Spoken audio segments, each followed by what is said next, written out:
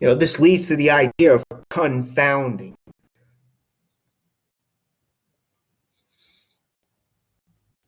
With confounding, you can have that in experiments, and that's where there's either two or more variables that could have caused, potential variables, excuse me, that could have caused the outcome. But you can't determine which one is which. So going back to that classical music one, you might think, was it the classical music that really did it or something else? Was it maybe how much anxiety they had? Something like that would be an example. It might be hard to tell which is which. Or here's another one with an exam related. Again, students are listening to classical music. They take an exam, then they listen to the classical music. They do very well in the second exam. But another confounding variable could be how relaxed they were, like I said before. So instead of listening to classical music, if they did like maybe, I don't know, meditation or something like that. So it's not necessarily the classical music itself, it's how relaxed they are. Not to mention also another one is after the first exam, they might be warmed up, they might have remembered, oh, that's how you do this kind of problem, or oh, that's the right formula. And then for the second exam, they do better. There are other possible variables you have to account for. So confounding, unfortunately, could be very, very tricky. But there are things you can do to get around it, or at least to help minimize it. There are things that people who lead these experiments can do to help minimize confounding. We'll see shortly what kind of things they can do. On the next slide, actually. But here's just another example. Let's suppose a new diet pill came out, and certain people took the pill to try and lose weight. And a month later, those same people, it turns out, lost on average 10 pounds.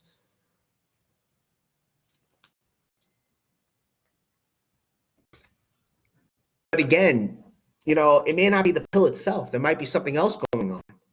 As I wrote here, maybe the group that lost weight exercised and dieted. That is, they changed their diet.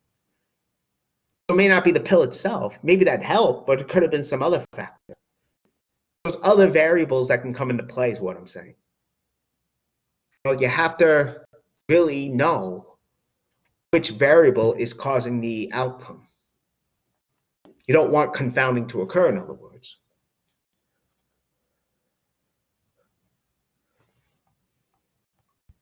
And that's why in these experiments, what they'll do is they'll form what's called a control group, as here.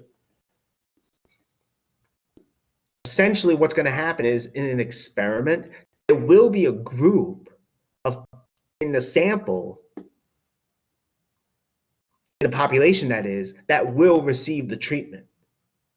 Going back to that diet pill, there will be a group of them that take the diet pill.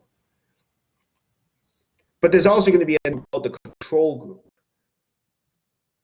The control group is not receiving anything. They don't receive the treatment, in other words. So in an experiment, is going to be what they call a control group. This can help eliminate confounding, that is. So they have the treatment group, they'll get the treatment, but the control group will either not receive the treatment, they'll either get something similar or they won't receive the treatment. They either may not receive anything, or, yeah, that's right. You have to be careful. Both groups have to be identical, and they would have to be monitored. If you went back to that diet pill example, you would have to see, are both groups changing their diet? Are both groups exercising? And if they are, what kind of exercising? How much? That kind of thing. How often?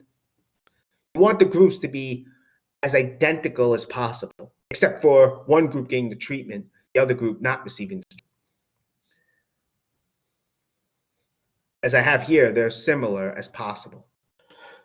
So again, you have the diet pill, like I said, or if you went back to that exam question with the music, you may have one group of students that listen to the music before the exam, another group of students that don't listen to the music. I don't know if they do something else, but they don't listen to the same music. You know, and you want both groups of students to be the same. Like maybe both groups are, how do I say this? They are both groups of students with similar grades. You know, they're both at the same level in high school, whatever. You want to account for as many different possibilities, as many differences, that is.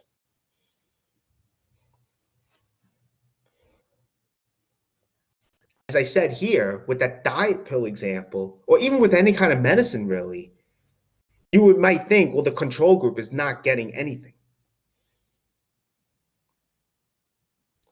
However, though, there is something you have to worry about with medicine, especially in experiments involving determining if a treatment works or not.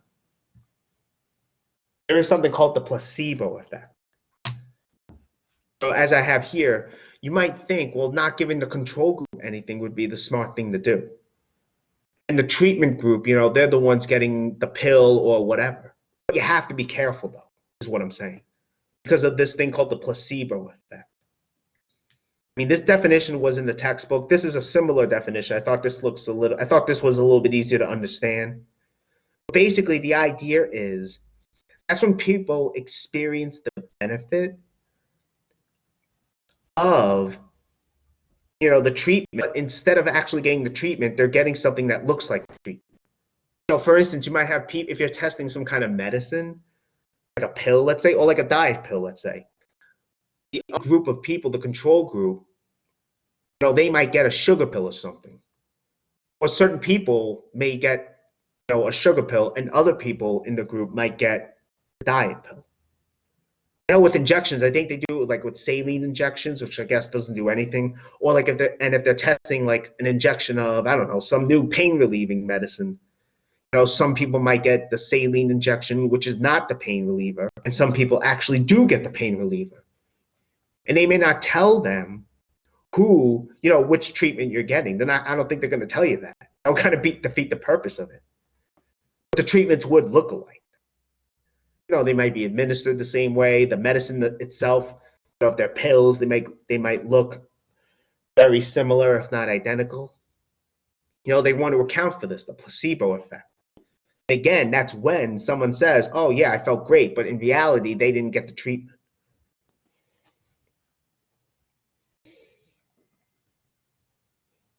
You know, again, like I said, you can have a company testing, you know, a new kind of headache medicine. Some people will actually get the pill that contains the medicine, but some people are going to get a sugar pill. And they do that to account for this.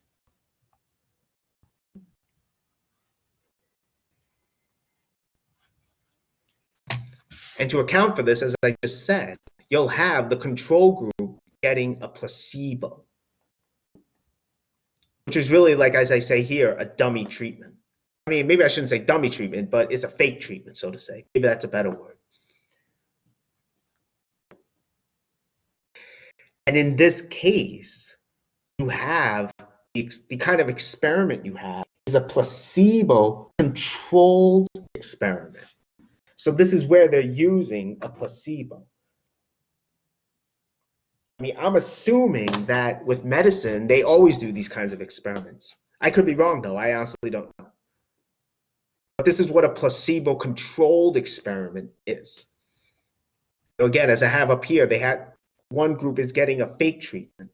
The other group is getting the actual. You know, you might see this with medicine, as I said, with headaches. They might see this with, you know, studying the effects of alcohol. One group, they might get what they call non-alcoholic beer. And I'm guessing they both taste the same and they both look the same. So in other words, if you just look at both of them, like in a glass, let's say, you can't tell which is which.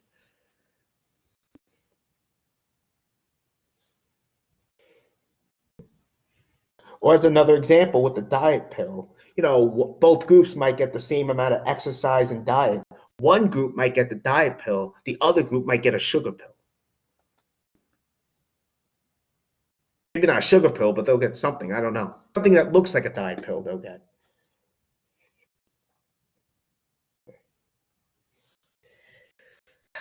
Now, in such experiments, what is also possible, I don't know if they'll call it a placebo-controlled experiment, but they might be comparing a new treatment to something that's already been done, like a conventional treatment or a treatment already in effect.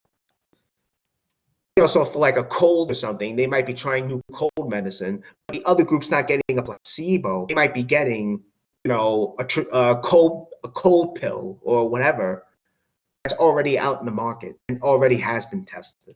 I know with cancer patients also, for instance, they might do something like this. If they have two groups of cancer patients and they're trying a new treatment, one group is getting the new treatment, the other group is not going to get nothing. That wouldn't be ethical.